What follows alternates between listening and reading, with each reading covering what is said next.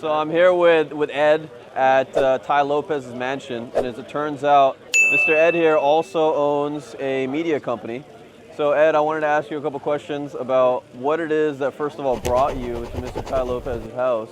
Networking is number one, connecting. So we just connected. I mean, I found out a lot about your business, you found out about mine, and we're doing like, I feel like you get things done through people, you don't get things done just through your work. So 100%. connecting is one of the most important things for me. Yeah, and you're based out of Glendale, California. Glendale, California. So we're here in Beverly Hills. Are you the CEO of the company?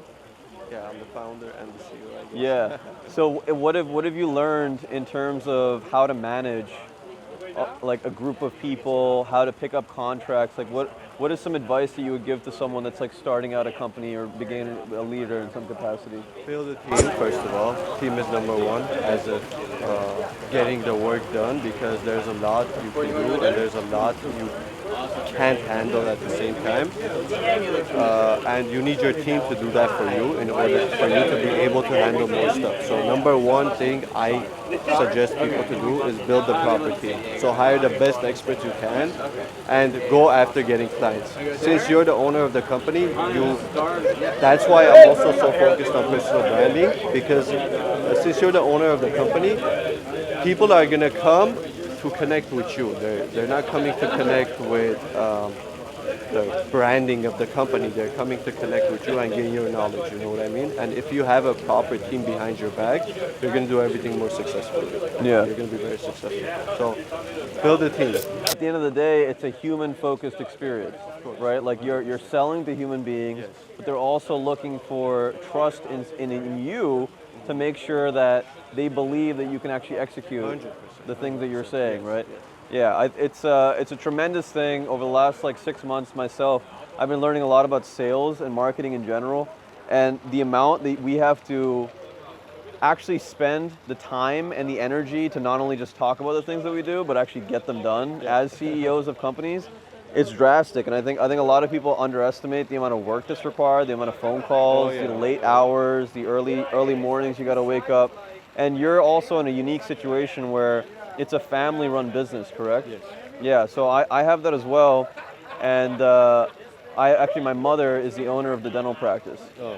So Nice. So a lot of what I do is obviously, you know, when you have parents involved, there's a lot of philosophies that are counter. There's a lot of little things that we need to build different out. approaches. Yeah. So how have you kind of dealt with that in terms of?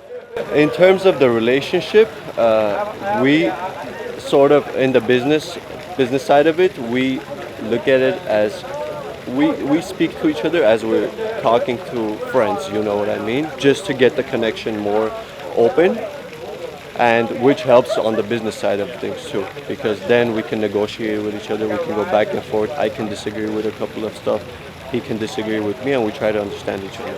So if you look at it as a parent and son role of it, it's the way I grew up is a little, I guess, I don't take, you know what I mean? Even if I know that one thing, what he said isn't right for me, I wouldn't even speak upon that, you know what I mean? Yeah. I would just shut up, basically. Be respectful, you know, like He said it. That was right for him when he was growing up, and he thinks it's right to put it out there for me right now. But I mean, times are changing, everything is changing. Obviously, he understands that too. But as a son, you have to understand and keep your mouth shut when it comes to that. So what are the greatest lessons that you've and may I say that you're working with your father? Yes. Is he a business partner or is he kind of like a mentor? Both. Yeah. Both. So what are the greatest lessons that you've learned from working with your parent?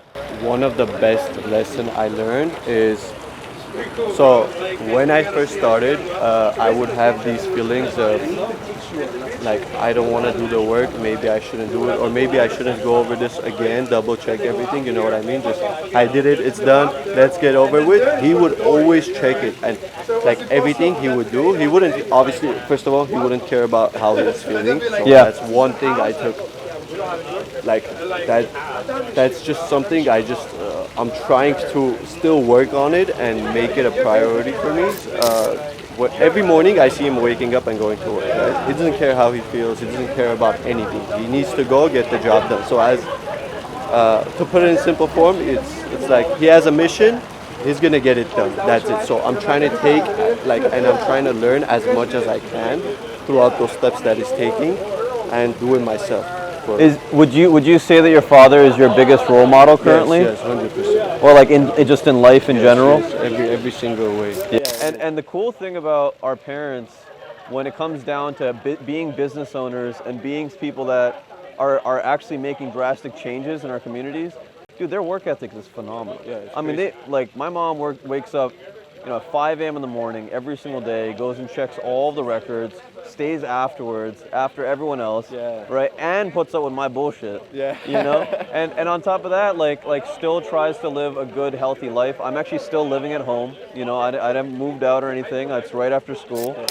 The ability to kind of put up with differing opinions, like the ability to just be like, you have a different opinion, I have a different opinion, but let's still work together. Yeah, of course, yeah. Or let's work it out. Let's see who's right. You know what I mean? So let's test these two. If you're looking into the business part of it, let's test these two strategies. For example, let's see which one works better, and let's go on with that. You know what I mean? And you're not supposed to be afraid of failing, because most of the time it just comes down to failing as many times as you can until you find that one thing that changes everything. You know what I mean? Absolutely. So you just have to go for it then. Because how else are you supposed to grow and manipulate your circumstance, right? So on top of that, on top of obviously, so you're in a position where you're the boss of people that are older than you, I assume. Right? There's people that are older than you that are doing part of the job. There's people that have different experiences that are doing part of the job, right? So what is it about being a leader and communication, or what have you learned really from being in that position? So one thing is, I don't look at it as if I'm the boss for them. I try to look at it as if I'm one of the team members. And yeah, they can all look at me as a leader. I also look at myself as a leader. And as a leader, you have to go through everything yourself and lead them properly. So if you're gonna fail, do it yourself, fail, and then teach them the lessons you learned throughout this process. And it's very important to just keep pushing forward.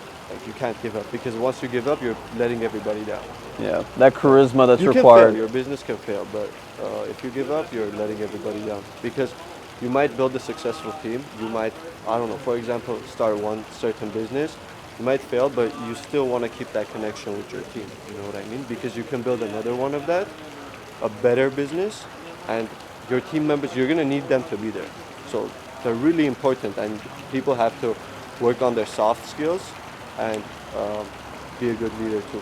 So I'm working on that 24/7. That's Same. my priority. Trying to be a very good leader. You know? I get it. So in terms of, last little question I'm going to ask, we got about a minute. I like to make my videos about 10 minutes. In terms of, have you had to hire anyone yet? Were you actively part of the hiring team? And then the second question is, have you had to fire anyone yet? Yes. So Okay. I've hired. I haven't fired just yet. Okay. Because I think the first person I hired was the perfect person, actually. I don't know. Maybe it was luck, but I don't believe in luck as the way people look at it. I look Okay. at it differently. You have to analyze properly, and you have to know who you're hiring. So as of hiring, I hired. We're doing pretty good. It's getting better, but I haven't fired anybody because everyone's doing their tasks. They're doing everything they need to be doing. They're very good team members. So, yeah, that's. What do you know about standard operating procedures? Have you created any of those yet for the team? No. So it's been created, but I've been studying it more. When I create my own, it needs to be a little bit different from the way I learned, and it needs to be different from the way people learn.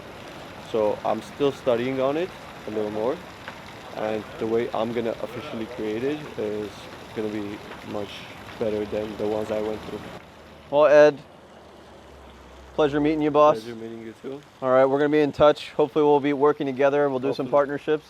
And this is one of the few videos that Ed's actually made on his YouTube channel. So hopefully, yeah, hopefully I can link his channel below and you guys can check it out. Again, amazing talking to you, boss. Amazing talking to you. Very meeting cool you. seeing young leaders doing awesome shit. Thank you so much. Likewise.